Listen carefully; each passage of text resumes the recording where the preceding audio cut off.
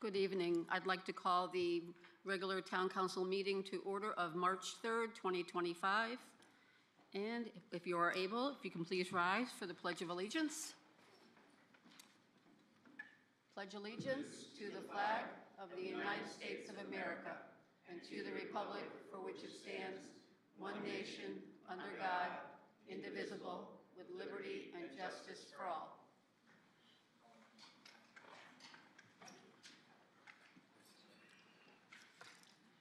Roll call, please. Councillor Buganski. Councillor Lewis. Present. Councillor Balboni. Present. Councillor Carey. Present. Mayor Delnicki. Here. Deputy Mayor Saracusa. Present.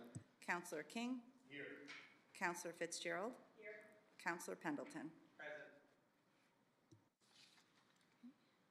Thank you. Moving on to item 4, Mayor's remarks. Just a couple of comments. I attended the grand opening and ribbon cutting of the Hartford Baking Company over on Sullivan Avenue last Wednesday, February 28th. If you haven't been there yet, I'd highly recommend it. And the other announcement is just the 2025 Household Hazardous Waste Collection Schedule is now available on the town website. And if you click on Refuse and Recycling, you'll scroll down to the recycling links for hazardous waste collection. Collection takes place in Manchester at 321 Alcott Street, 8 a.m. to 1 p.m. Just bring your driver's license, tax bill, or car registration to prove residency. Collection dates are once a month on Saturdays, except with the exception of July, and that date is Wednesday, July 16th from 3 p.m. to 7 p.m. Appointments are required, and the first collection date is Saturday, March 15th. And that's all I have. Moving on to item 5, Deputy Mayor Saracusa. Motion to adopt the agenda as presented. Second. We have a motion. We have a second. Any discussion, changes, additions? Councillor Carey? Thank you, Madam Mayor. I move to move item 17 to after 13F.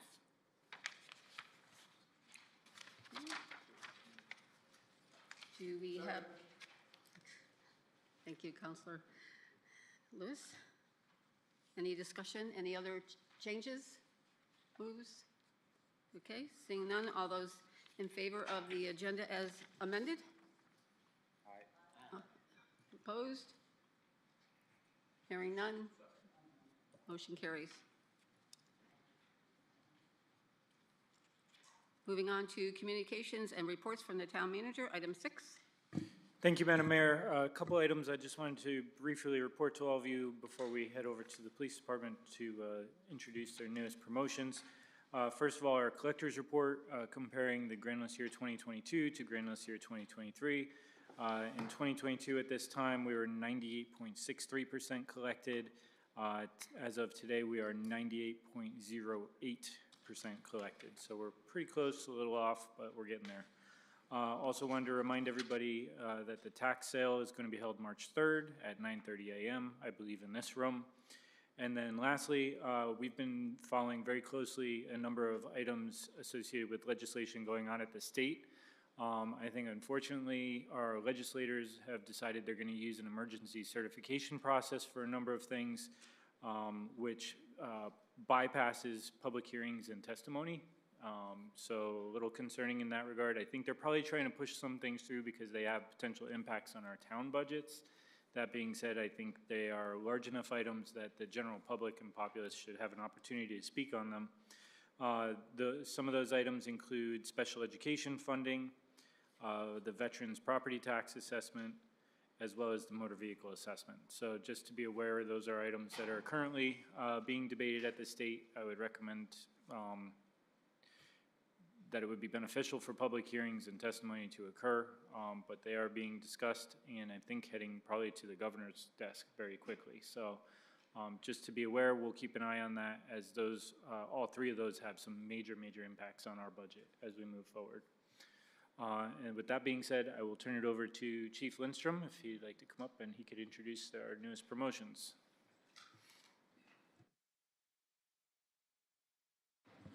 Good evening, Madam Mayor, members of the council. Thank you for having us here tonight. I just wanted to touch base and loop you in on recent promotions at the police department. Back on February 10th in the afternoon, we had a award and promotion ceremony where we recognized the accomplishments of our personnel over the last several months. Those awards, while numerous, recognize a lot of different people in the agency, and I couldn't bring them all here tonight because of just sound fiscal decisions. But those awards ranged for incidents, one cardiac emergency, person was found unresponsive and revived. An armed suicidal person who had seriously injured himself was taken into protective custody with minimal force in what was clearly a deadly force confrontation. That person was subdued with a non-deadly option, a less lethal option, and that essentially a life was saved there too, you could argue. An armed robbery investigation, dirt bike accident with a complex rescue from a remote area of town involving us, ambulance, fire departments, and private citizens. And we issued awards or recognition for 5 Narcan saves, so overdoses that would have likely been fatal had our officers not intervened.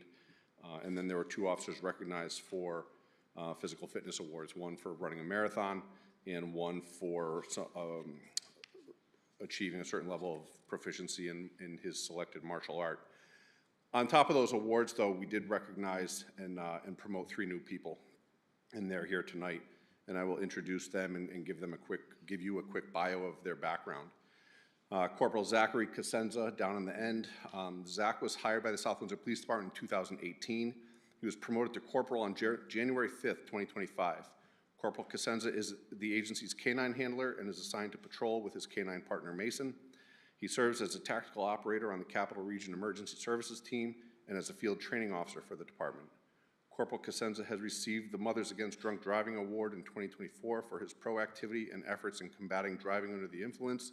He is the recipient of numerous awards and commendations from the department. Corporal Cosenza has also served in the United States Army as a sergeant and was deployed overseas to South Korea. Corporal Cosenza has earned a Bachelor of Arts in Design and Technology from Emerson College, and he has a master's degree in cybersecurity from Sacred Heart University. The other 2, Sergeant Ed Klein, number 200, right here next to me. Sergeant Klein has been a member of the South Windsor Police Department also since 2018. He was promoted to the rank of sergeant on January 5th, and he has transferred, effective this weekend, to the Operations Division from his previous assignment as a detective in the Criminal Investigations Unit. Sergeant Klein is a member of the United States Secret Service Financial Crimes Task Force and field training officer. He is a mentor to South Windsor Public School students and serves on the South Windsor Honor Guard. Sergeant Klein has served in patrol and as a tactical operator for the Capital Region Emergency Services team. Sergeant Klein has received numerous awards and commendations from the department. In addition to his police experience, Sergeant Klein holds the rank of captain in the Connecticut Army National Guard, where he serves as a senior human resources manager. And he's been deployed to Africa within the last couple of years. Sergeant Klein has his Bachelor of Arts in History and a Master's of Public Administration from UConn, and he and his wife have a recent 2-year-old and infant twins, six weeks old or so, right? Yeah, twins, yes. So they're a busy household.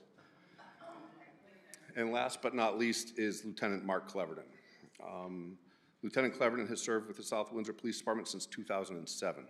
He was promoted to the rank of lieutenant and assumed command of the Operations Division on January 5th, 2025. Lieutenant Cleverton has previously served as the department's training coordinator, a field training and evaluation program coordinator, recruiting and hiring manager, and internship coordinator.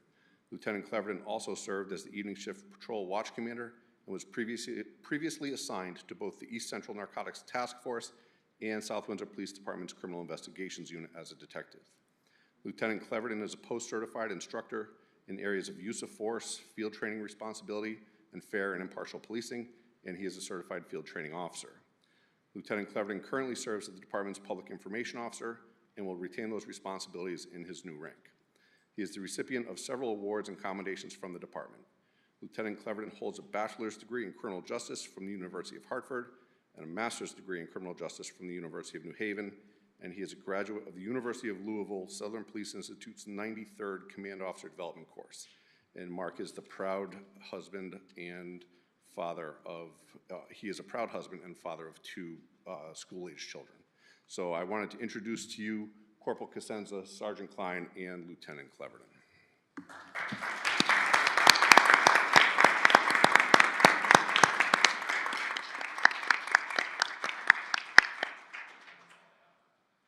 Thank you very much. Any questions?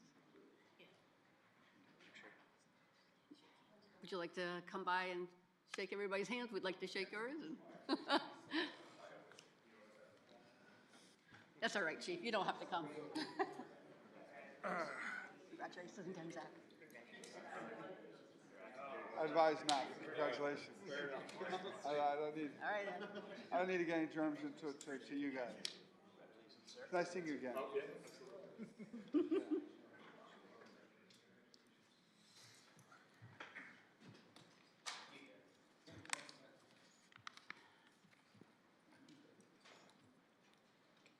Counselor Lewis, do you have questions?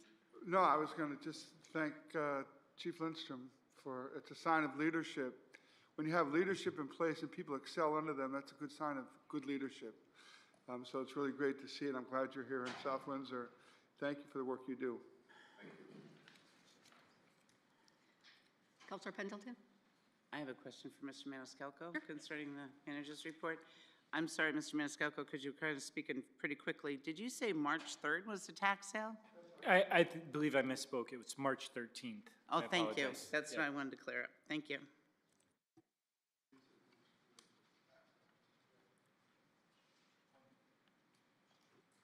Okay. Any other questions? Seeing none. Moving on to item 7, public input for items on the agenda. Public input shall not exceed 30 minutes. When recognized by the mayor, the speaker shall approach the lectern, give their name and address. Speaker shall avoid personal attacks or impugning or alleging an improper motive to any person. The speakers may address the council on any item on the agenda, and the speaker shall limit their speaking time to 5 minutes. Is there anyone who'd like to come forward at this time?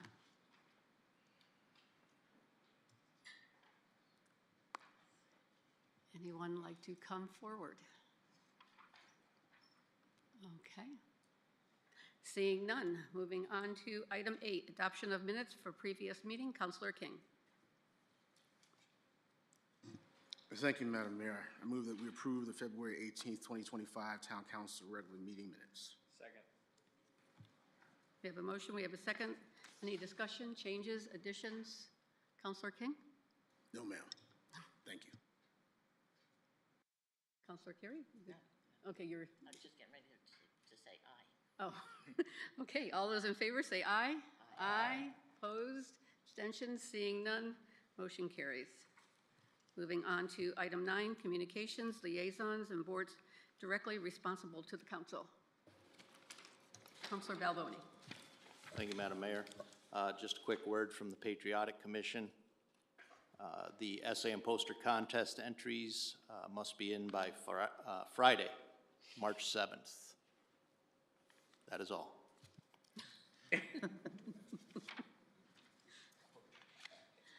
Councilor Pendleton. I'd like to report that the South Windsor Historic District Commission had an awards ceremony, their first one so far, for preservation of structures.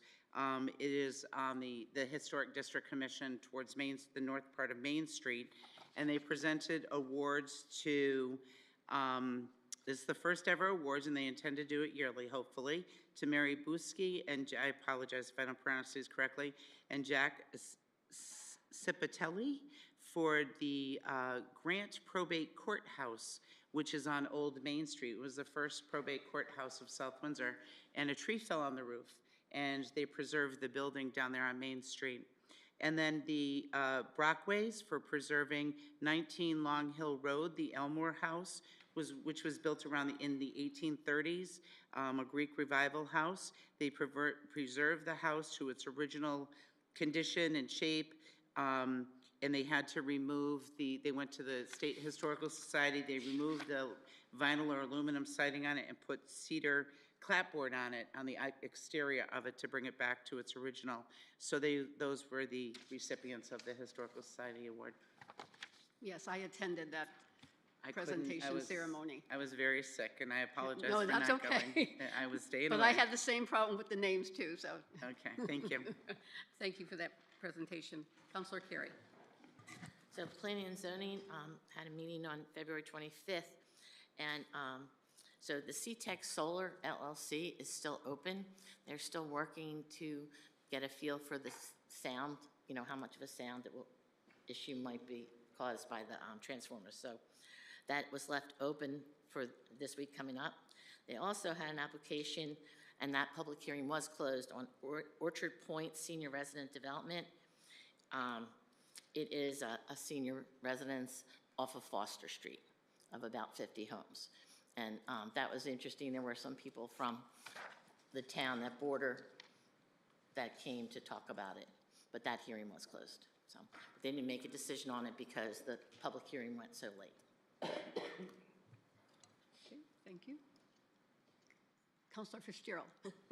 Thank you, Madam Mayor. The Board of Ed met last Tuesday night. The big item on the agenda was the passage of the Board of Education budget, which we'll hear more about later on. But the true highlight of the evening was they had Luke St. Amand, who's a graduate of South Windsor High School from the class of 2018. He was on a recent episode of Shark Tank, and he and his partner, who was his best friend from college, did end up getting a bite from one of the sharks. So their company is called Lectech, and they have kits for kids to build electronic skateboards, but they sell directly to schools.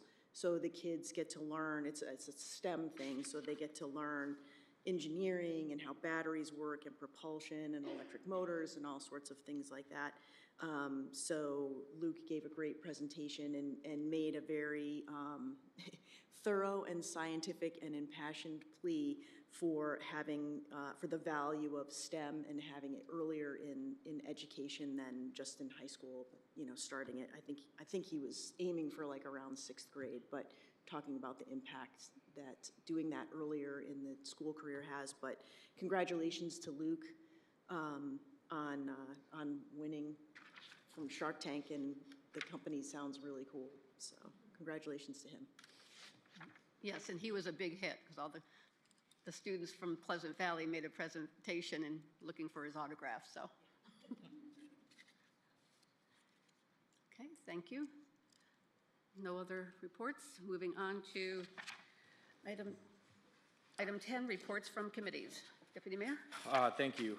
Last week, we had a special meeting for capital projects. Just taking a closer look at the budget that we had previously passed to present to the council. There was an item on there in question. It was potential bathrooms down at the splash pad. That particular project isn't happening, but we also got an update that the playscape over there is going to be a little bit more expensive than previously we had thought. So it was a good thing we met. We were able to put the money in places where our more infrastructure-like projects, which is where capital should be at, in my opinion. And then we also got good news that our current budget, all the projects are either completed or on track to be completed with no issues. So kudos to department heads and town manager for making that happen. So we were able to appropriate, I think it was like around $65,000 or $70,000 of funds left over to take care of a couple other projects. So we voted on, there's a structure over at the baseball field that was never insulated or had cameras or security system in there, as well as the concession stand. So we were able to get that going, as well as where Parks and Rec new building is, 2 doors on either side to create like a vestibule and help conserve the HVAC within the building. So good news all around. It was a good meeting, and the council will see that list and get a presentation on that during the budget presentations. Okay, thank you. No other reports from committees. Okay, moving on to item 11, consent agenda. There's no first reading of 11A. Point of order. May I ask a question of our town clerk with 11? We have a paper here that says board commissions and committees, appointments, reappointments, or reassignments. Should Cesar Lopez be on here as a first reading?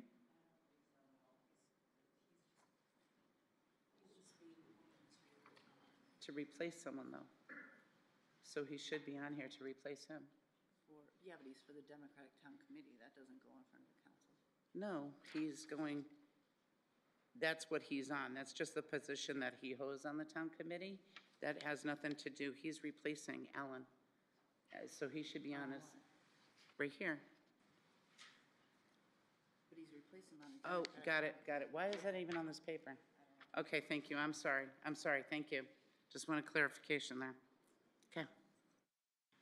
You might as well leave your mic on, Councilor Pendleton. Okay. 11B1 is for you. Okay. Goodness gracious. 11B, second reading. Motion to approve 11B1 as a second reading of Harrison M. Amandison as an alternate on the Economic Development Commission. We have a motion, we have a second. Any discussion? Councilor Pendleton, any? No, okay. All those in favor say aye. Aye. Opposed? Hearing none, motion carries. 11C, having none. Item 12, unfinished business, having none.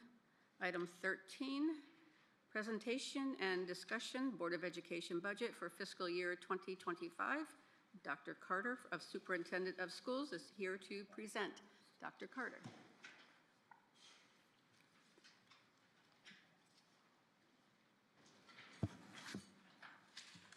Good evening, Mayor Delnicki and Deputy Mayor Siracusa and town councilors. Thank you for having us this evening. I'm Beth Hessman. I'm the current chair of the Board of Education. Dr. Carter will present our fiscal year 2026 Board of Ed budget in a few moments, which was unanimously supported by the entire Board of Ed, many of them here tonight. Other towns in our district reference group, our DRG, are reporting percent increases similar to ours despite their declining enrollment. And despite our ongoing rising enrollment, this is the board's lowest budget percent increase in the last 3 years. South Windsor continues to spend less per pupil than any other town in our DIRG.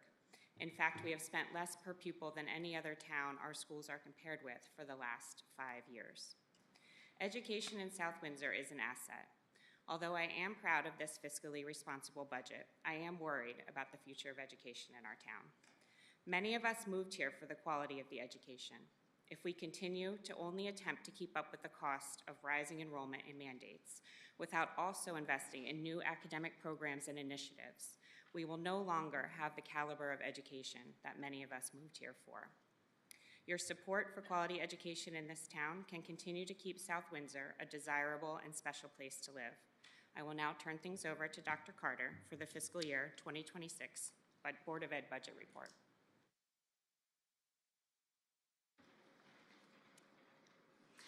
Good evening, Mayor Delnicki, Deputy Mayor Siracusa, and members of the Town Council. I am pleased to present to you the Board of Education's proposed budget for fiscal year 2026. The Board of Education's proposed, what are we doing? The Board of Education's proposed budget for FY26 is $100,230,328, representing a 5.97% increase over last year's appropriation. To put this increase into context, let's look at the increase through a local, DIRG-B, and statewide lens. The historical data I shared at the recent Quad meeting provides a local context.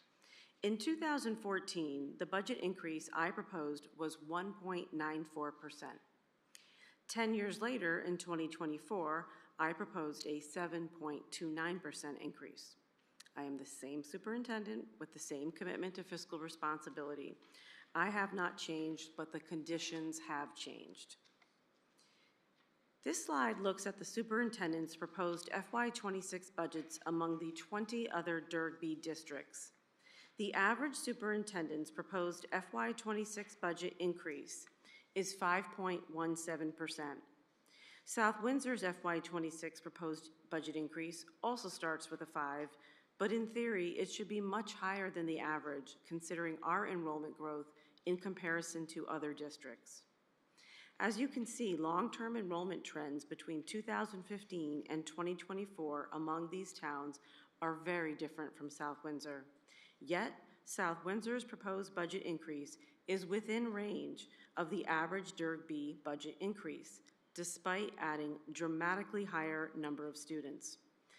I am focusing on long-term enrollment growth because the financial impact of enrollment is not felt in isolation from just one fiscal year to the next. The growth over time has a cumulative effect on the budget. The average loss of students among the 15 towns that declined was a loss of 372 students. The average gain of students among the 5 other towns that grew was 159 students. And during that same time period, South Windsor grew by 969 students. Clearly, this comparative data reveals that the proposed increase of 5.97 is more than reasonable considering our enrollment growth. There is clear rationale that the increase should be much higher if we wish to improve the school district. Unfortunately, the budget I proposed only maintains current programming and does not move the district forward. When asking whether the South Windsor Board of Education's percentage of the town's overall budget is larger in comparison to other communities, the answer is no. Comparative data confirms that South Windsor's allocation of resources between the board and the town is quite typical. Among Durg-B towns, the average board portion of the town's overall budget is 63.44%. In South Windsor, the board's portion is actually slightly lower at 62.28%. Clearly, our allocation of resources between the board and the town is aligned with other communities. Now that we have looked through a local and Durg-B lens, let's shift to a statewide context. I think everyone is very familiar with the Connecticut map I have shared in previous meetings, but our demographers have refreshed the map with the most current data. And while the old map was extremely compelling, the new map is even more compelling.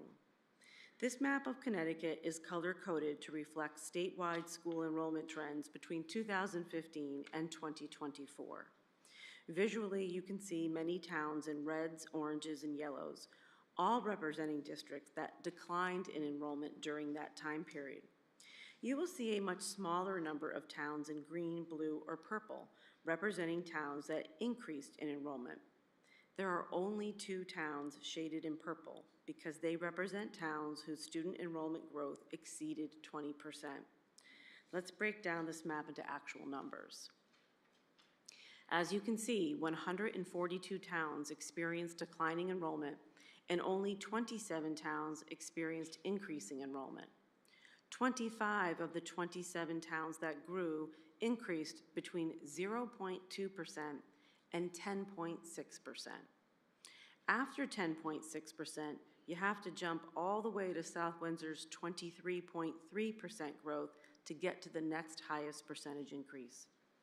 The only district to exceed our percentage increase is Eastford, whose percentage growth was 29.1%. But to put that into context, they are a tiny town that only increased by 39 students in comparison to our increase of 969 students during that same time period. It's logical to think that if a community has the fastest growing school district, it might also be the fastest growing town. However, the Department of Public Health estimates that since 2015, there are 21 other Connecticut towns that grew faster than South Windsor. Our school district's disproportionate growth in comparison to the town's growth is also important to consider when analyzing resource allocation. Between 2015 and 2024, South Windsor schools increased by 23.3%. The Department of Public Health estimates that the town of South Windsor grew by 3.82% between 2015 and 2023. 2024 data for the town is not yet available. When we drill down further into the 3.82%, Our demographers in the town planner's office were able to confirm that South Windsor's population growth during this period was driven almost entirely by student growth. This has important economic implications for our community. And while it should be noted that the Department of Public Health's population data points are very rough estimates, the overall premise that the town's growth is driven almost exclusively by students is grounded in data. Admittedly, I found that surprising, but it makes sense when you think about real estate sales and why people are moving to our community. Young families are moving here for the schools. So, in a scenario where two older adults, often called empty nesters, sell their home to two younger adults, the number of adults remains unchanged. 2 adults move in and 2 adults move out. But when the younger adults move in with their 3 school-age children, that household now increases the child population by 3. This is important for our budget discussion because despite the property taxes of that house remaining the same, the town now has a legal obligation to educate those 3 children without any increase in property tax revenue. Thus, a household that has been generating no public school expenses is now generating the cost of educating 3 students. For the purpose of this discussion, we will call that $54,399, which is 3 times our current per pupil cost. Please know I'm using these numbers to illustrate a larger point. A district's per pupil expenditure is a number calculated by the state and cannot be used to determine precisely what it costs to educate any one student.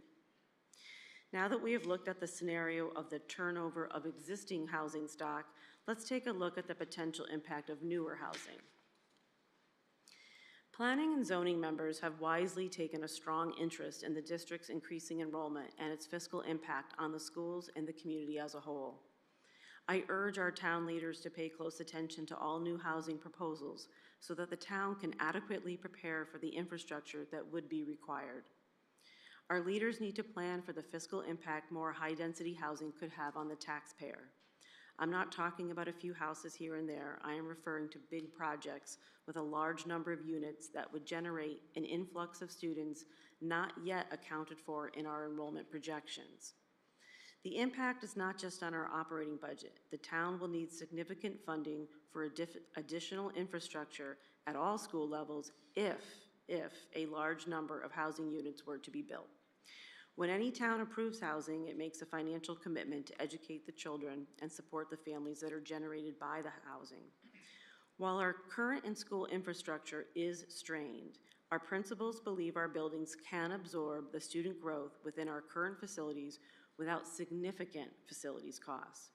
It won't be easy, it hasn't been easy, and it may require a portable here or there, but we are not looking for an entire additional elementary school or large expensive brick and mortar additions if our current projections hold.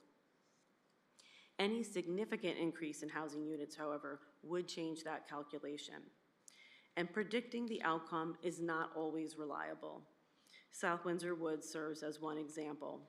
As you are aware, the developers originally projected that this housing would generate up to 35 students. In September 2022, I shared at a P&Z meeting that the actual number was 117 students. At a subsequent meeting last February, I shared that the number had risen to 141 students, and as of today, there are 156 students. Now that there is context to the proposed budget increase, let's take a look at the drivers of the budget increase. The overarching drivers of the budget increase fall into one of 4 categories: costs associated with contractual obligations and maintenance of operations, increasing enrollment, special education, and strategic planning. In the first category, the largest driver is contractual salary and benefit increases.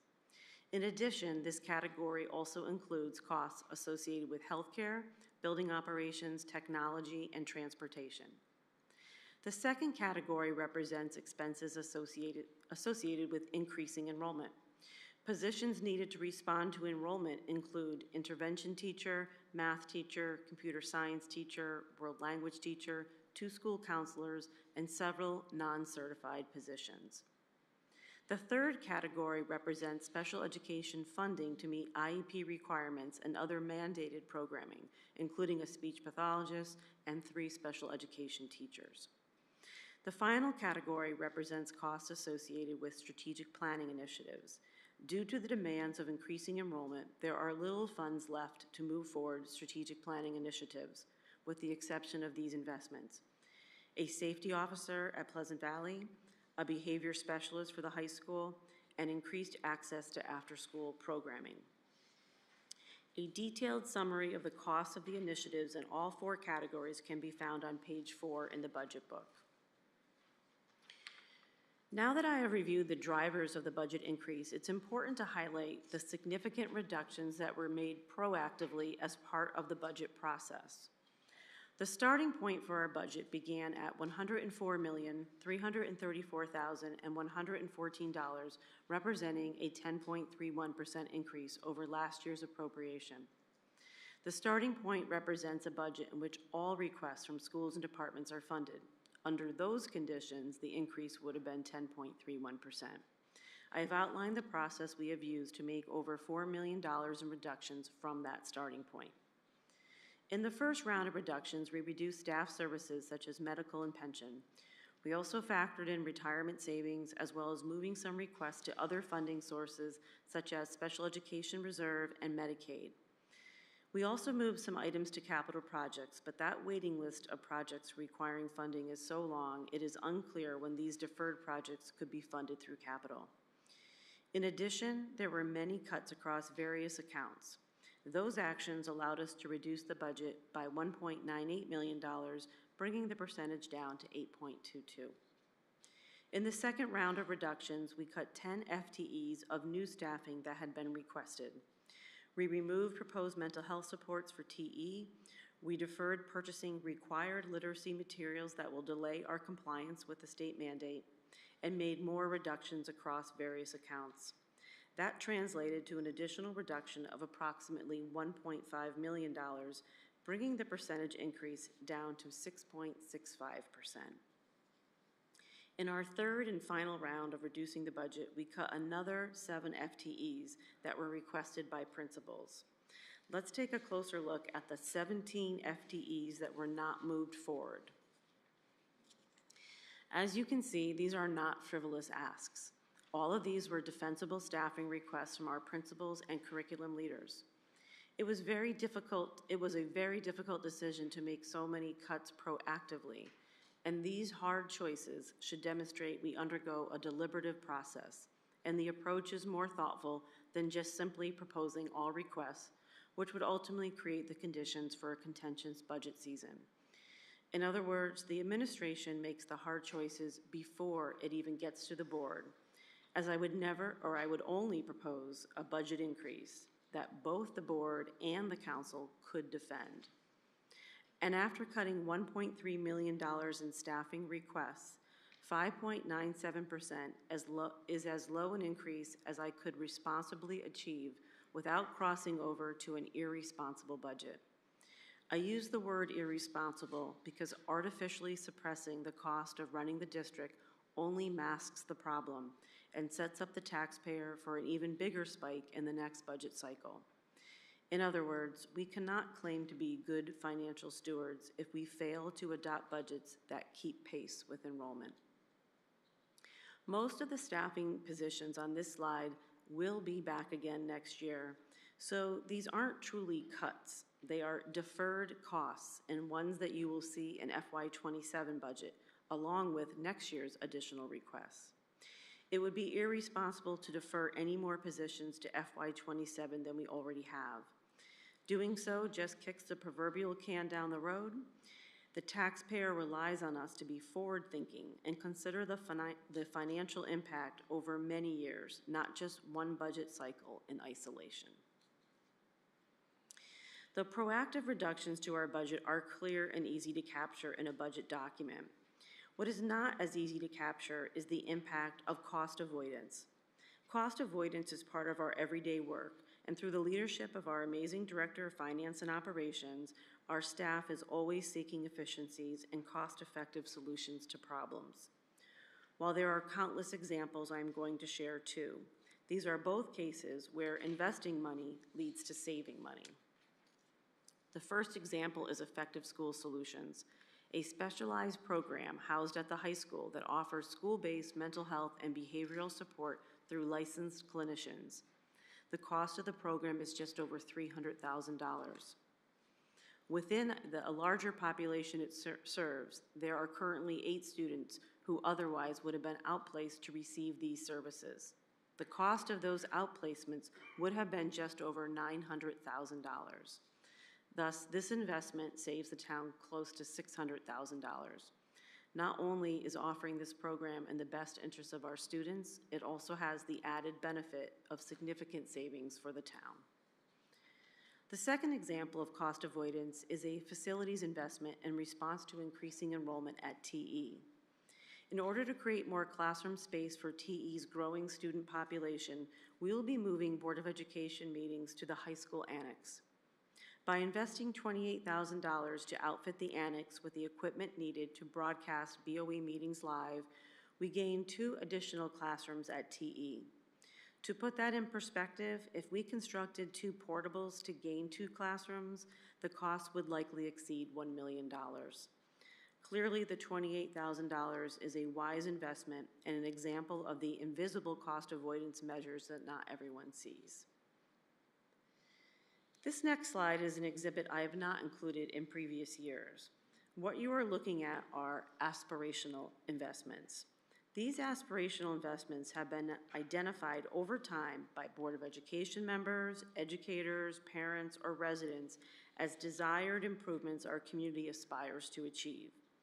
These are not extravagant asks, rather they are defensible expenditures that were not included in the superintendent's proposed budget due to financial constraints.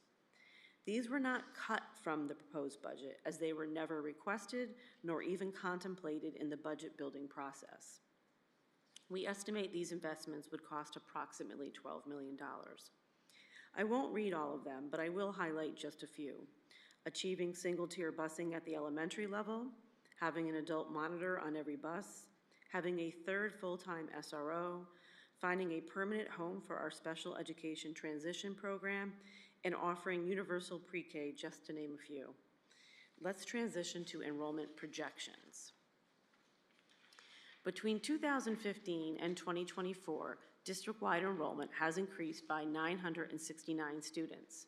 Today, demographers are projecting that our district will increase by an additional 479 students at our peak in 2033. That would mean our total growth from 2015 to 2033 would be 1,448 students. To put that number into context, there are 62 school districts in Connecticut whose total district population is smaller than just our growth since 2015. Our K-5 enrollment is projected to peak in 2026 and then remain stable until 2034. Our current K-5 enrollment is 2,318 students. To put that number into perspective, there are 136 Connecticut towns where their entire school district is smaller than just our K-5 enrollment. Between now and 2029, TE is expected to increase by an additional 232 students, followed by the first signs of a downturn in year 2030. Since 2018, South Windsor High School has grown by 189 students and is projected to increase by an additional 401 students by 2033. The financial impact of enrollment not only affects staffing and our operating budget, but it puts a significant strain on our facilities. I won't read the next 2 slides, but I encourage our town leaders to review this information. As you will see, our staff, especially our facilities and IT staff, have gone above and beyond to find cost-effective solutions to meet the demands being placed on our facilities. Speaking of being cost-effective, let's take a look at our refreshed NCEP data. The Board of Education has a long-standing commitment to operate our schools as cost-effectively as possible while still offering an outstanding education to the children and families of South Windsor. The recently published comparisons of education spending by town shows that South Windsor's FY24 NCEP is significantly lower than the state average, and for the 5th consecutive year has the lowest NCEP in the entire DIRG-B category. As you can see, for the past 3 years, every district in our DIRG spent more per pupil than South Windsor.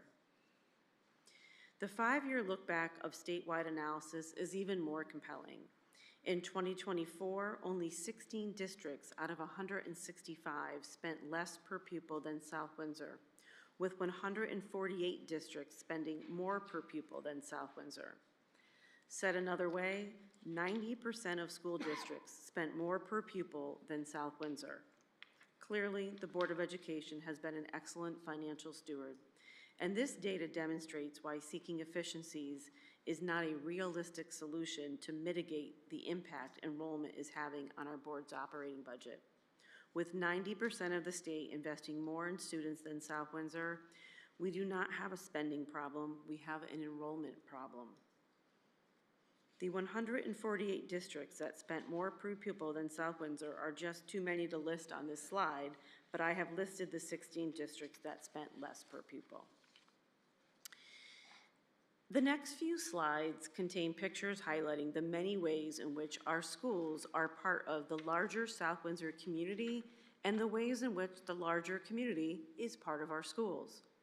South Windsor is a community that champions public education, and I know as town leaders you all take pride in seeing our schools and the community work together.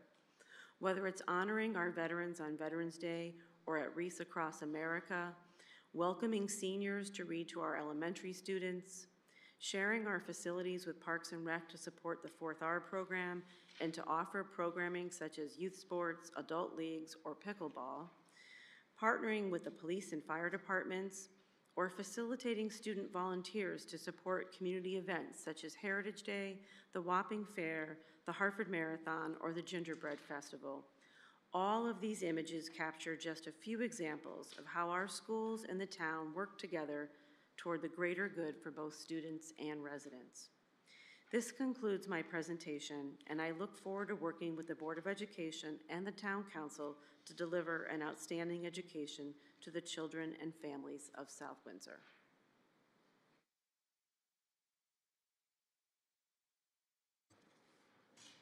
Thank you, Dr. Carter. Are you willing to take a few questions, just to be prepared for the joint session? Sure, I was thinking we were going to do what our tradition, which is not questions tonight, but I think at the, and if there are questions that people want me to research, they can also email them to me too, if they don't want to be on the spot to think of them right now. Yeah, because I know last year, I think there were a few questions, and then you had the answers at the joint session. Sure, be happy to do that in advance. Deputy Mayor? Thank you, Dr. Carter. I don't really have a question per se. I appreciate you coming out and presenting this, and I do agree, those last couple slides, seeing those young kids honor us veterans in the school and the patriotism that still exists in our schools is inspiring, and I appreciate that. It seems to be rare these days. You commented on like developments, and I was going to ask you something. What would a 700-unit development do to a town like ours as far as for the Board of Education? Because I think people need to realize that there's projects like that floating around, and a lot of times, you know, we want to support education. It's hard to argue that, right? But the finger does get pointed at us when taxes go up. But projects like that, when those happen, it's really impossible to stop what it does to the school. So let's just say a 700-unit development goes up in town. What would that do? Because at South Windsor Woods, how many units are in there? Do you know? Estimated? Doesn't look like 700 in that picture. No, that's a fairly small community, and as you saw, I can't speak to how many units, but certainly what they predicted and what ended up being realized was quite different. And I couldn't, there are experts in this room and outside this room that could answer your question better about precisely what a 700-unit project would generate. But what I can tell you is that any project, if it were to generate significant influx of students, again, I'm not talking about 3 or 4, here or there, but if we were to generate hundreds of kids, as I think you can see in our facilities, there's nowhere to go. We are maxed out. We are using every inch of our buildings. We are doing everything in our power not to come to you with a request for another elementary or really, really expensive additions or additional builds other places. We are trying, and our facilities team and our IT team are turning themselves inside out to avoid that. But we believe we can avoid it. We believe we can do a lot of hard things until our enrollment starts to level off. But if there's an influx of students that has not been contemplated yet by our projections, I honestly don't know what we would do because there is nowhere to go. And that's why I made the comments that I did. It's very rare. I've been here a long time. I've never commented on housing in general, and the only reason I'm doing so is because I'm not sure, to your very point, if people realize what the impact could be in light of our very unique circumstance. I think you saw how different we are than most towns, and so it may slip by people's radar. I know that there are town leaders at the state who, upon seeing our data, were quite surprised, because they're not hearing stories like South Windsor because we're so unique that that's not what you hear about. What you hear about are towns with declining enrollment and how they're trying to manage that, and they're making decisions about either reducing their budgets or, in many cases, reinvesting in their schools by the savings that is coming from needing fewer staff because of fewer kids. That is not a luxury that we have. We are only increasing in staffing. Eventually, someday, there will be another 1.94% proposed increase coming your way once you start to see a decline in student enrollment. But right now, that is just not our scenario. So I appreciate the question, and like I said, I'm not weighing on what should or shouldn't happen. I'm more just urging people to pay attention because we would need a plan. Yeah, that's exactly my point. I think understandably so, most residents are focused on the council and the Board of Ed, but you got to realize there's other meetings and boards that are going on in town that do affect the town greatly. So there is a proposed project out there that size, and I know you can't officially say it, but it would force the town's hand to have to provide for whatever students that brings. So I just want to encourage the public to go look at these other meetings, follow along what's going on in town, because your voice can make a strong impact to help save your money in your own wallet, help prevent taxes from going up, because if there's that many kids coming into town, we have a responsibility to provide for those children. So again, I appreciate you coming out. Hopefully I didn't cross any boundaries by asking that question, but just want to make people aware, pay attention to what's going on in town outside of just these two boards that we have in town. Councilor Pendleton? Thank you, Dr. Carter, for taking our questions this evening. I know that's not normal practice, but I have to say that I'm very disturbed by two things that I'm seeing here. And one of them is the mental health support for Timothy Edwards. Don't need to get into that. I'm just making a statement. And I do have a question concerning the next one that bothers me a little bit, is are there any state repercussions for the literacy program to delay? Are there any repercussions because it's a state mandate? No, I think is the short answer. I don't know if the state would agree with me on that. They may have a different answer, but there is a law was passed. There are things that have to happen. My answer to them, if they were to challenge us or question us, I would say it's a timing issue, not a compliance issue. And I would explain what's happening in South Windsor. I would explain the constraints on our budget. And I would have them look at our data, and I would say, you have to understand that we're doing everything, we did everything we could to come in at 597. And there are those who would not agree with me that we should be working faster to be in compliance, but we're having to make a lot of very hard decisions to try to keep this budget as low as possible, and I felt that we could go another year, and if challenged by the state, I feel I have the data and I would have the support of our town leaders to explain that we're facing a pretty difficult situation right now. Maybe we just can't move as fast as some other towns. Okay, so we're basically breaking the law because you were requested to reduce the budget. Is pretty much what it is. You don't have to answer that. You don't have to respond. Thank you. If you could just give me a number at the joint work session on what it would cost to put that back in there so we're not breaking the law. The other thing I have to say is, how do you do it? How do you do it? You do so much with so little. And you can give me that answer at the joint work session too. You do so much with so little. I don't know how you do it. Thank you.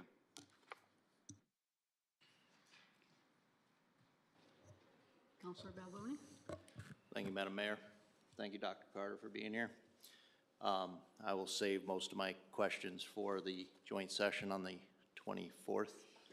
I just want to make sure that everybody in town was aware, because I know I wasn't before I became a counselor, but that the Board of Education budget, I believe by law, can never be reduced, even if we do have a reduction in students.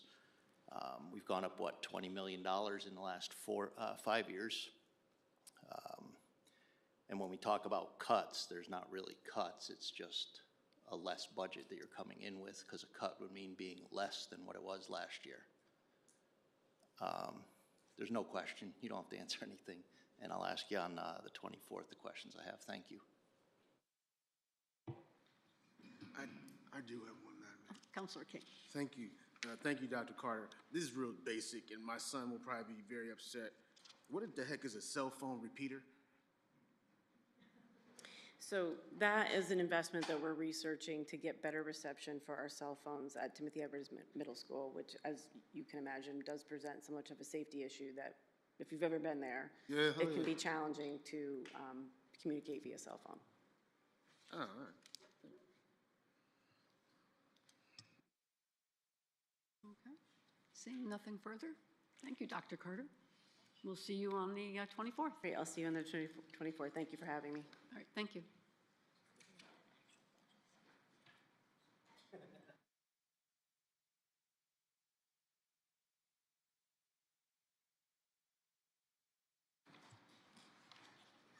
Okay, moving on to 13B. Councilor Fitzgerald. Thank you, Madam Mayor.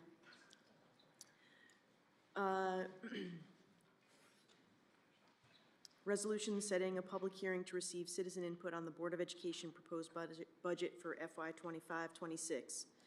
Be it resolved that the South Windsor Town Council hereby sets Monday, April 7th, 2025, at 8 p.m. in the council chambers of the South Windsor Town Hall, 1540 Sullivan Avenue, South Windsor, Connecticut, as the time and place for a public hearing to receive citizen input on the proposed Board of Education budget for fiscal year 2025-2026. Second.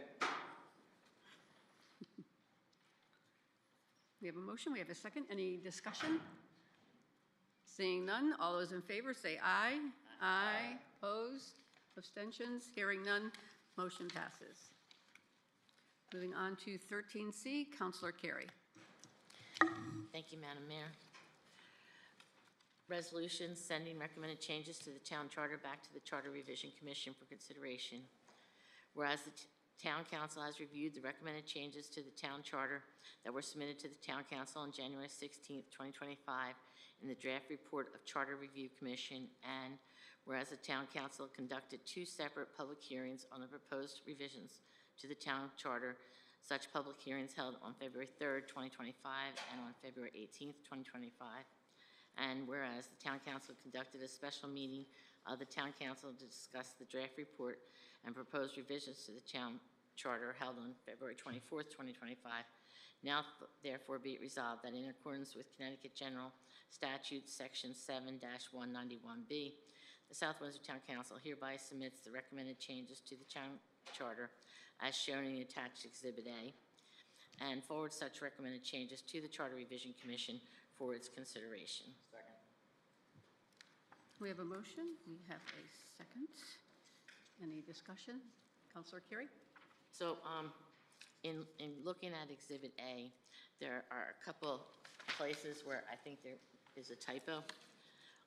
So if we go to page 3, Section 204, terms of office and minority representation, in that first paragraph on the third line, it says, "No elector shall vote for more than 6 members of the town council," but I believe we had changed that to 5.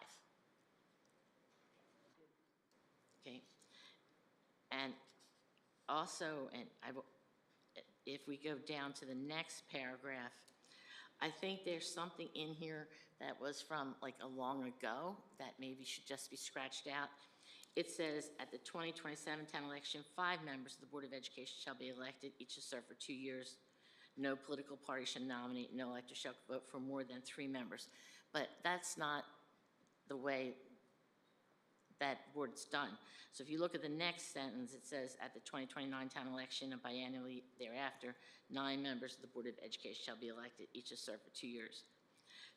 So I think that first sentence needs to be redacted, like removed. It must have been from a long time ago. First 2 sentences. Yes. Does that make sense, Attorney Correll? 'Cause I think that's I think the 75 was part of the original charter, and then when they opened it, did they open it in 77 and just didn't redact that first sentence? 2 sentences.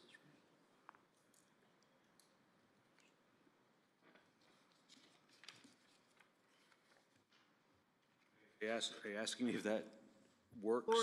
Or should we just send it as is back to the Charter Revision Commission and have them I think you should research send it. that? I think you should send it back to the Charter Revision Commission as proposed, and they can discuss that. I'd certainly send it back with that thought. I haven't done the math or checked the schedule to see if that lines up with what I think Councilor Carey is proposing. I think this makes sense, but you may want to take a look at that again. All right, so we'll recommend that the Revision Commission looks at Section 204 But for that sentence. Yeah, for that sentence. Yeah, the first 2 sentences before 2029.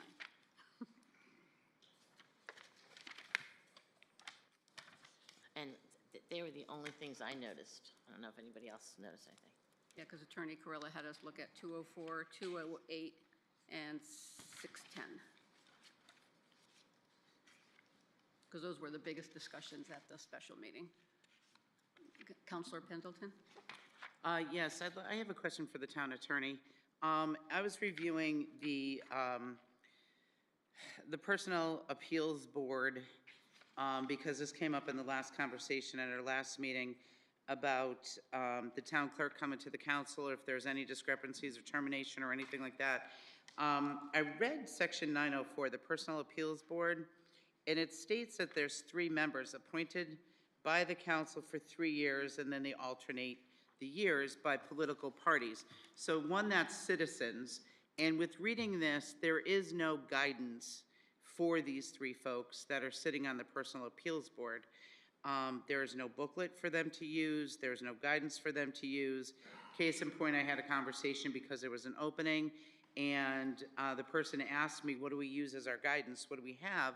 Like the Zoning Board of Appeals would have, Department Head Michelle Light go down there with her regulations, or the Zoning, or the Assessment Appeals Board, and they would have our employee Mira Huda go down and give the group the regulations concerning assessments.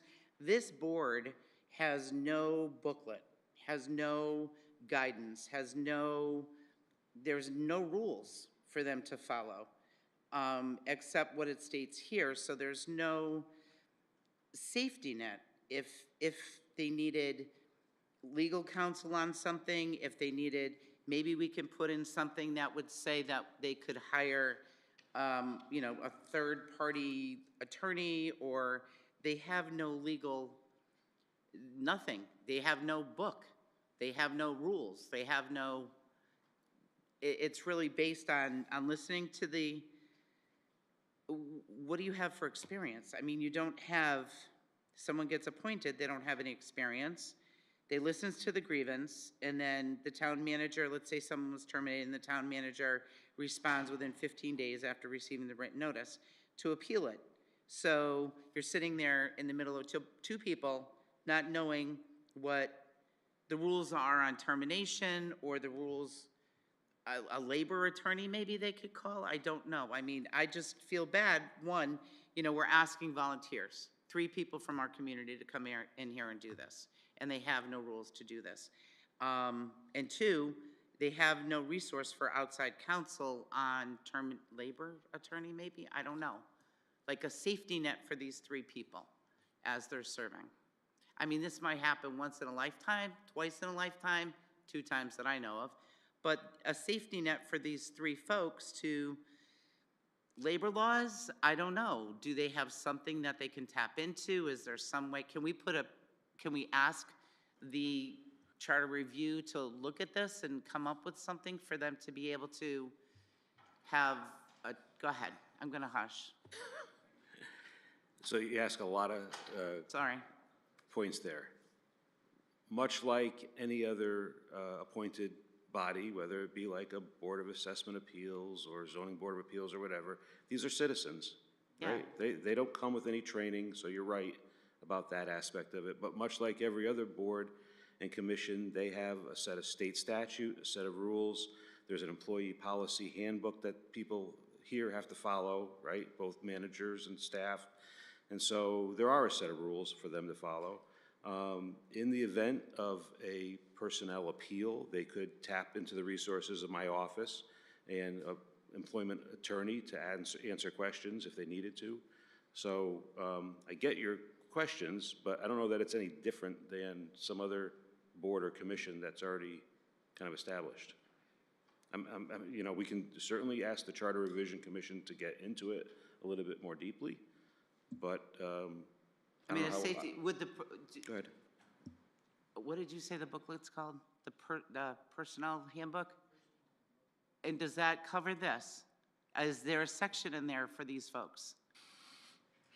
Or for the appeals board? Essentially, the job that this group would have to do would be to evaluate someone's performance based upon those rules in the personnel handbook.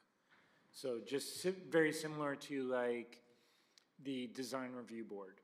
Right, so we have a design review board that has a set of guidelines that reviews potential new developments to make sure they meet the design and the feel and the fit for our community.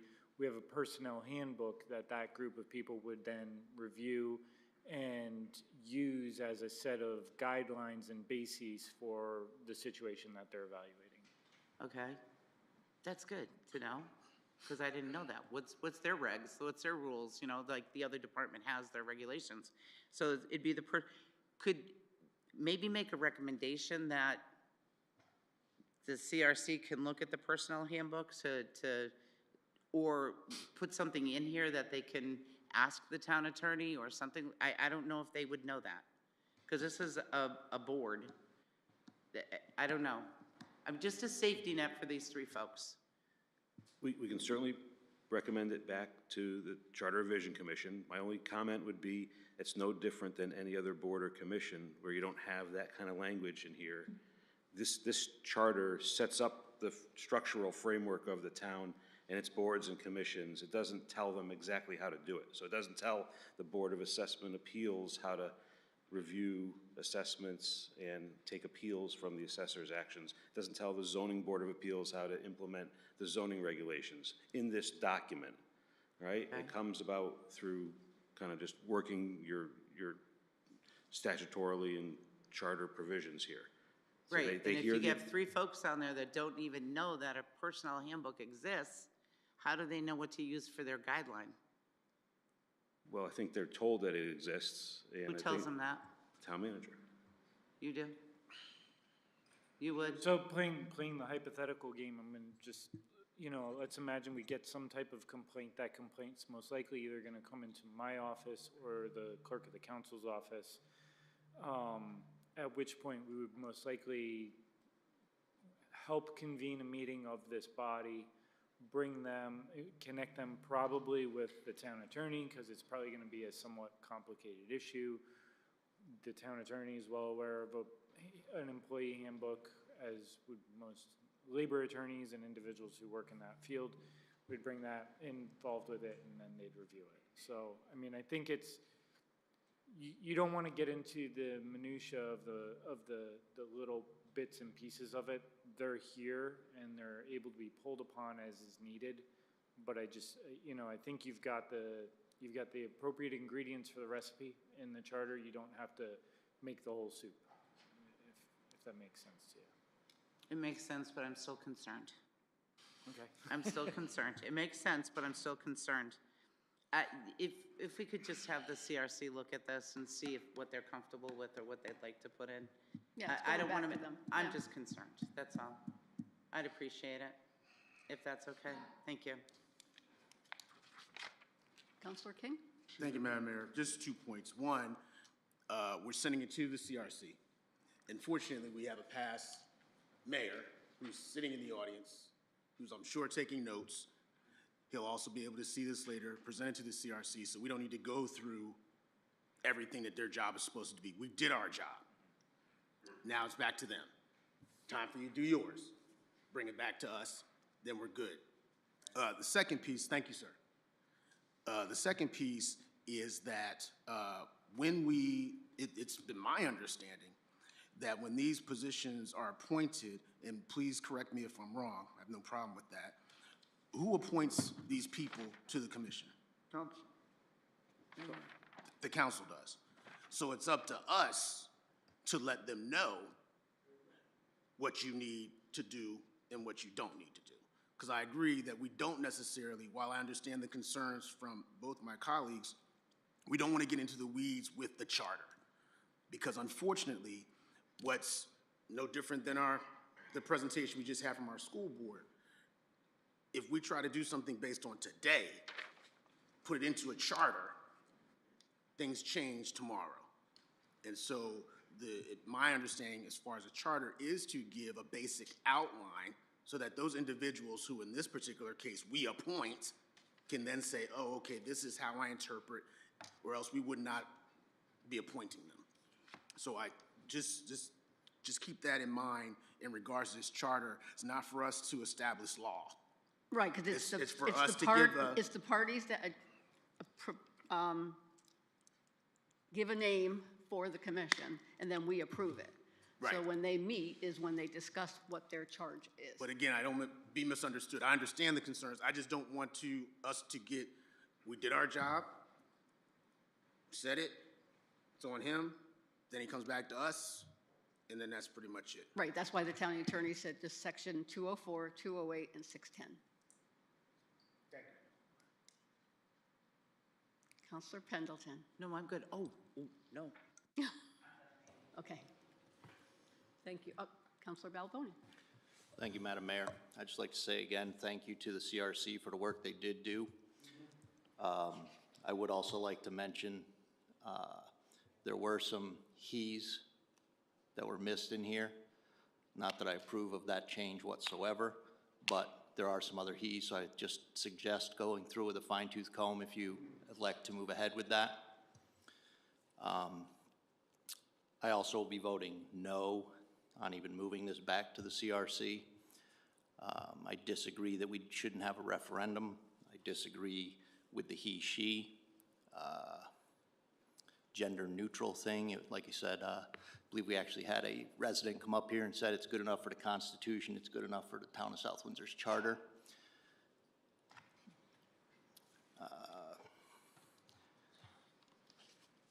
The removal of the Board of Selectmen, I actually support that one. That's actually a good idea, since we technically don't have anything for them to do. And I'm glad that we voted yes on keeping the treasurer as is. But again, I will be voting no on moving this forward.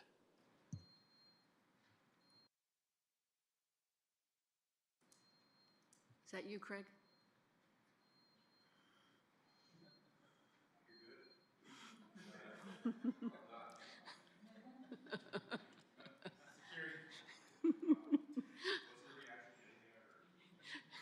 Okay, seeing no further discussion, all those in favor say aye. Aye. Opposed? Abstain? Roll call, please. Okay. Counselor Buganski. Counselor Lewis. Counselor Balboni. No. Counselor Carey, Aye. Mayor Del Nicky, Yes. Deputy Mayor Siracusa, Yes. Counselor King? Yes. Counselor Fitzgerald? Yes. Counselor Pendleton? Yes. All right, 7 yeses, 1 no. Okay, motion passes.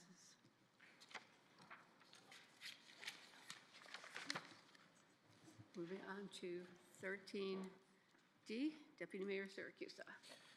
Thank you. Resolution amending a previously approved resolution directing the Public Building Commission to get firm itemized prices associated with renovations at Old Orchard Hill School, to be amended to also include pricing for the cost of replacing the roof at Old Orchard Hill School. Whereas the Parks and Recreation Department relocated from Wapping School to make room for a high school annex in the fall of 2022, and whereas on October 17, 2022, the town of South Windsor accepted Old Orchard Hill School from the Board of Education for the use of town purposes, and whereas the town council passed a resolution on September 5th, 2023, asking the Public Building Commission to evaluate permanent locations for Parks and Recreation and provide a recommendation to the town council by June 17, 2024, and whereas the Public Building Commission brought forward a recommendation to the town council on July 15, 2024, that recommended the use of Old Orchard Hill School with renovations to meet ADA building and fire code requirements. And whereas the town council has accepted the location recommended by the Public Building Commission for the Parks and Recreation facility to be permanently located at the Old Orchard Hill School. Now therefore be it resolved, the town council directs the Public Building Commission to get firm itemized prices associated with the replacement of the roof and renovations to the Old Orchard Hill School to ensure that it meets ADA, fire, and building code requirements. Furthermore, be it resolved, the town council directs the Public Building Commission to work with the town manager to identify, use, and seek approval for the appropriate funding sources in order to gain the appropriate scope and pricing.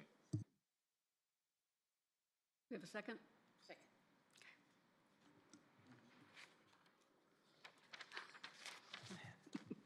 Okay, we have a motion, we have a second. Any discussion? Counselor Pendleton. There was just something read in here that I'm not sure about, that it says, excuse me, whereas the town council accepted the location recommended by the Public Building Commission for the Park and Recreation facility to be permanently located at the Old Orchard Hill School. Was there a vote on accepting that as a permanent location for the Old Orchard Hill? There was a vote. When was that? Because it's not reflected in here, and it would be great if it could be. I don't recall that vote. I recall I wasn't here. Oh, maybe that's why. Thank you.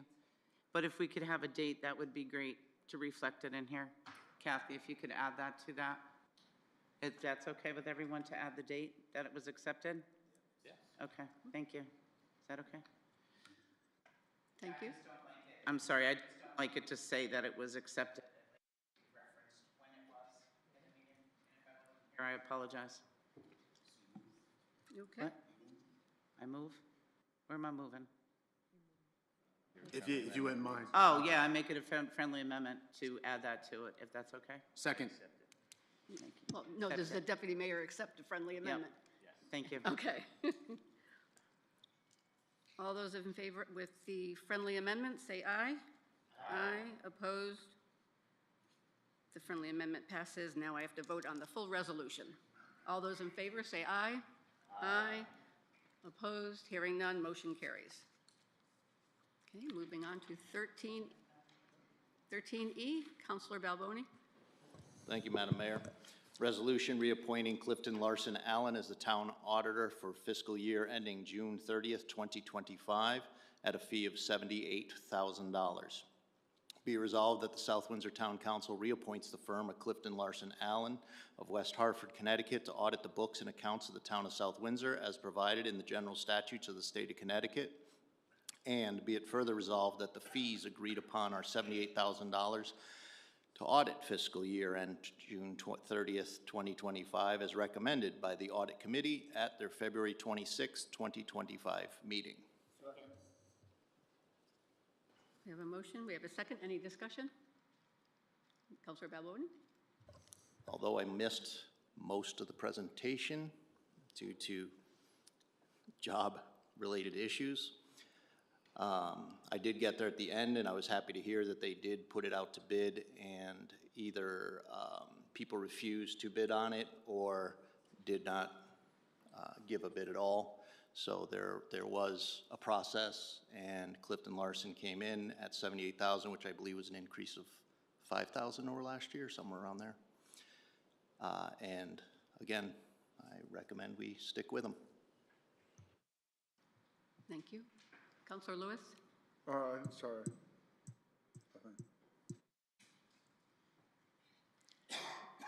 Seeing no further discussion, all those in favor say aye. Aye. Opposed? Abstentions?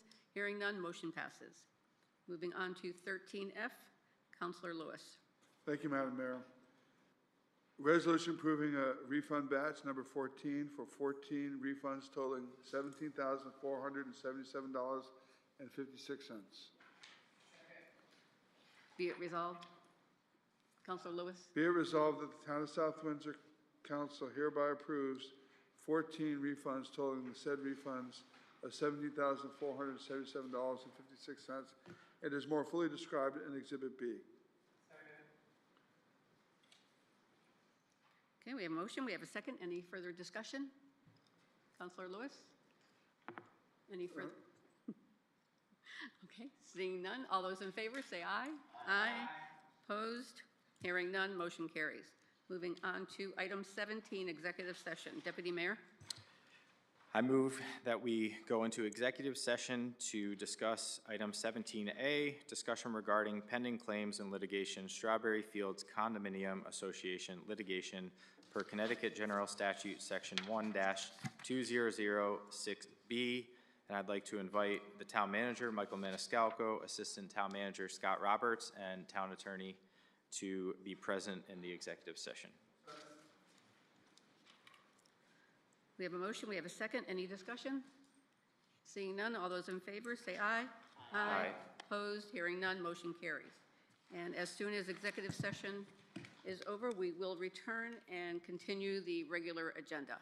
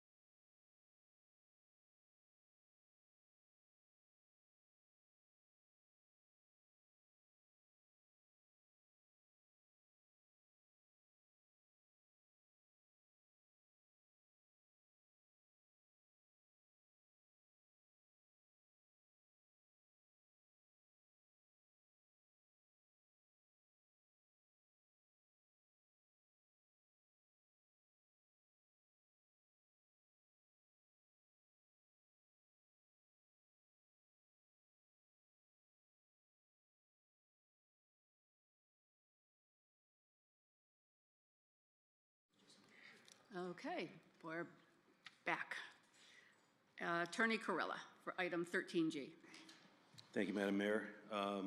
In accordance with the discussion, I would recommend that somebody make a motion to approve the settlement of the matter of the Strawberry Fields Condominium Association versus the Town of South Windsor et al., solely as to Mr. Jim N. Lee, that the town settles this matter as to Mr. Jim N. Lee in accordance with Connecticut General Statute, Section 12-158B, by paying Mr. Lee the amounts paid at the time of the tax sale and those reasonably expended thereafter in accordance with the settlement agreement. So moved. We have a second?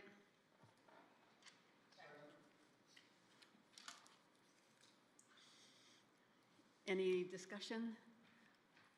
Seeing none, all those in favor say aye. Aye. Opposed, hearing none, motion carries. Okay, moving on to item 14, passage of ordinance, having none. Moving on to item 15, public input for any matter. Seeing no one here. Item 16, communications from the council. Deputy Mayor. Thank you. I just want to congratulate our clerk of the council on becoming a grandmother very soon. Don't know if it's happened quite yet, but just want to congratulate you on that and pray blessings over you and your family and wish you a full life of happiness with that little one. Absolutely. Councilor Fitzgerald. I just wanted to say that in regards to the discussion, I think at the last council meeting that we had about the door downstairs, I did go down last week after a meeting just to kind of check it out. Rick, you weren't here, but there was a discussion about the door downstairs and whether it's ADA compliant and, oh, you were? Oh, sorry. Oh, it was Toby, you weren't here, I apologize. Exactly, exactly. But anyway, I went down to kind of check it out myself, and I do think it's the way the door opens. Like if you're in a wheelchair or you have crutches, you know, you gotta come up here, you gotta come in, you gotta go down the elevator to go downstairs, and then if you're in a wheelchair, you basically have to like wedge yourself against the outside door and the glass to try and open that door to get yourself in. And then if you're in a wheelchair, you've got the door open and you're trying to roll yourself in. I mean, I think it's worth looking at, you know, I don't know whether it's through a resolution or something, but finding out how much it would cost and, you know, if we have to pass a resolution, we have to pass a resolution to get it fixed. I think it is an accessibility issue. And as was pointed out to me later on, that is the probate court, and it's not just the probate court for us downstairs, it's for 2 other towns. So you have a lot of people coming in who might have mobility issues, and that door does not make this place accessible. Councilor King. Thank you, Madam Mayor. Just 2 pieces. One, just a shout out to South Windsor High School's wrestling champion, the SEAC State Crown, Miss Sophia Gordon. Obviously, with my daughter's name Sophia, that kind of stood out to me. She did her thing, 16-0, and thanks for bringing back the crown, Miss Sophia. Number 2, shout out to the South Windsor High School, the annual Black History Month fair that they had. A phenomenal event. You can check both things out on the Bobcat Prow. They did their thing, video, the whole 9, had a couple of people speaking, and you know, very proud of what our high school and our students are doing in their different situations. So shout out to them. Thank you. Deputy Mayor. Thank you. Mr. Maniscalco, I just have a couple things if you could look into, appreciate it. There's a telephone pole, I believe it's on like Ellington Road by Miller, that looks like it's about to topple over. There's actually 2 of them. I would like to hope that it won't, but there have been a few residents that have pointed it out, and that's actually an area I drive quite frequently going home, and I actually kind of like duck every time I drive under it. So I don't know if that's a Eversource thing, it's a state thing, but if we can maybe kind of ask them to move that along and get that fixed. And then another item that I meant to bring up earlier, Doug Nation he has like some businesses in town, in the Shepherd family. They have like a 60,000 square foot vacant space right now. And they would like to have a discussion potentially with the Parks and Rec director to see if maybe they can fill some of the needs that they have stated we have in town, like basketball courts, pickleball courts. I think he's just hoping for a commitment from the town for some programs that maybe Molly can press forward. I know we have a pickleball club that I think people pay a fee for. I think it would be great for a private group in town to fund something for the town rather than, move it elsewhere. So if maybe that discussion can get going. I don't know if it'll go anywhere, but at least maybe look into it and see. I think it's very generous for them to place that offer, and maybe it can help solve some of the space issues we have in town. Certainly. Thank you. Seeing anything further? Speaking of telephone poles, Mr. Maniscalco, the one on Route 5 across from, I'm going to say like Way Best Chicken, there's a telephone pole on Route 5 that looks like it's ready to go at any time because it's being pulled a lot. It has a generator on it too. It's got a big transformer on it. That's it. And you mentioned something that I was going to say. Who? No, not the baby. We all congratulate around the baby. No. Oh, economic development, Mr. Maniscalco. Could you give us, I don't know what meeting would be convenient, if it's the next meeting or the meeting after that, give us an update on the economic development within our community, either new businesses coming in or that have come in, or stuff that you're working on, or if we can get an update on that. We haven't, I mean, I know that Electromethods, I believe, sold. I read that. I'm getting a lot of our EDC news through the Patch or on Facebook or the news or something, and I'd like to hear it here first. Thank you. Anything further? Okay, seeing none, moving on to item 18, motion to adjourn. Second. All those in favor, say aye. Aye. Opposed? We are adjourned.